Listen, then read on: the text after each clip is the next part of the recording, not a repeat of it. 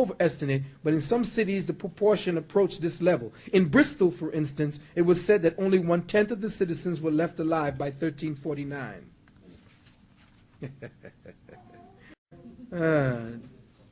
Check this out. The death toll in the church was catastrophic. Reasonable, reliable figures were drawn of the deaths of the priesthood. Not enough of them died, though. Because most of the records of appointments to parishes still exist. About 25,000 priests died in England alone. And in one parish of Shaftesbury, there is a chilling reminder of the speed with which the plague struck. New vicars were appointed on November 29th, December 10th, January 6th, and May 12th, all owing to death of the incumbent.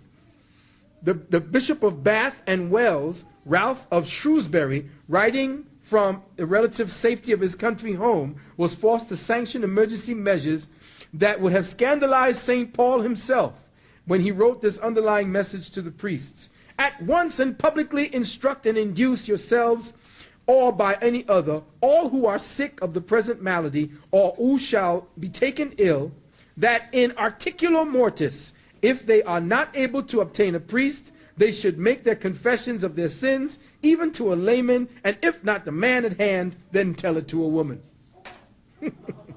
As the sick began to outnumber the well, the dead bodies became too numerous to dispose of, and with any traditional decencies. The funeral services and the burials degenerated into a hasty shoveling into plague pits at the outskirts of each town. Grave diggers and carters to carry the corpses could only be recruited from the class with nothing to lose, criminals, vagabonds, and beggars, and they made the best use of their opportunities to rob not only the corpses, but any houses into which the sicknesses had penetrated, knowing well that no neighbors or officials would dare to enter the house to interfere. These ghouls soon became almost as much an object of fear as the plague itself. They were repudiated in particular to rape any moderately attractive females in the stricken houses, whether alive, dying, or already dead.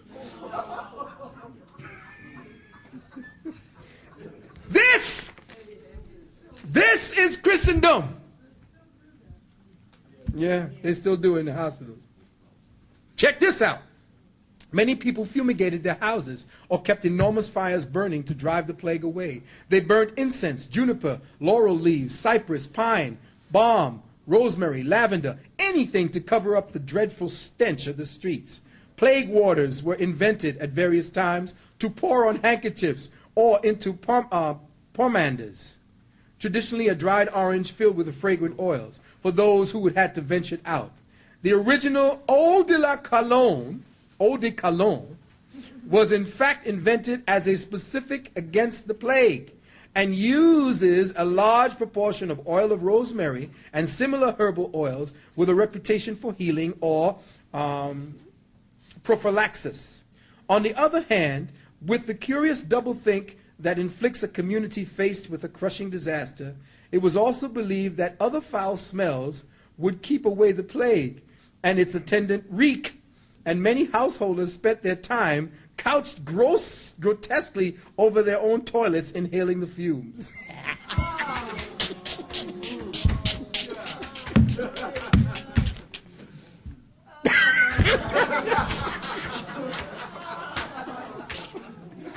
Y'all get that picture? Y'all get the picture? You take a dump and then you get over it. And then you go, you know. That was like aromatherapy against the plague, right? Woo! Oh my God. No wonder we don't get European history the way it's supposed to be told. Woo-wee. Oh, okay. Final before we get to the last end. Human and animal dung and household rubbish all discharged into the streets and left to find their own way to the rivers of their own town. Now you got to remember that most of the filth was going into the very water they were drinking. All discharged into the streets, which was supplemented by byproducts of slaughtering and butchering. Many cattle were slaughtered in the St. Nicholas shambles in Seacold Lane. The meat that was not sold immediately would be preserved with coarse salt or powdered beef because of the grains of salt. That's why they call it powdered beef. Just as corned beef is called after corn-like grains of the curing salt and packed into tubes. St. Nicholas, after whom several slaughterhouses and shambles were named, was famous for having revived children who had been killed and salted down in the time of famine. They were eating the children. After the meat had been prepared and sold, yeah, that's St. Nick, you're right. Santa Claus, old St. Nick. He was a cannibal. Pigs were killed, and check it out, they got it. Fleet Street is where now Farrington Street was, waited for the rain to wash the rubbish into the water. Pigs were killed on Rother Street, otherwise known as Red Rose Street, and it was the last rechristened Pudding Lane in modern title because of the kids' puddings or entrails were plugged into it to make their way slowly down the Thames into the bottom of the hill. If conditions in the town streets were bad, conditions in the houses were a little better. In the country, the poor lived in tent-shaped huts made of wood and wattle around wooden posts, and the slightly better off lived in wooden houses with 2 or 3 rooms. In either case, if the family owned animals, they shared the accommodation. The anonymous author of Gamma Gurton's Needle has a great deal of robust fun when his characters are raking in the rubbish on the floor from the grandma's coddle to find a lost needle. Instead of finding it, they pick up droppings from the chickens and the cats, a theatrical device that seems to have fallen out of use. As the old lady also has the swill bucket in the room, the atmosphere can be imagined. Remember now, the swill bucket was also used for the beer, because remember, hen shit used to get into the beer, and since it causes fermentation real quick, it gives you that head. That's where the head comes from the ale. Now they do it with other chemical rings, but they used to the chickens used to live on top of the cross where they used to get their beer drawn from, and the chickens shit in the beer. That's what gave the head. So all you beer drinkers out there, think about the ritual when you all are doing it. Now, before we go to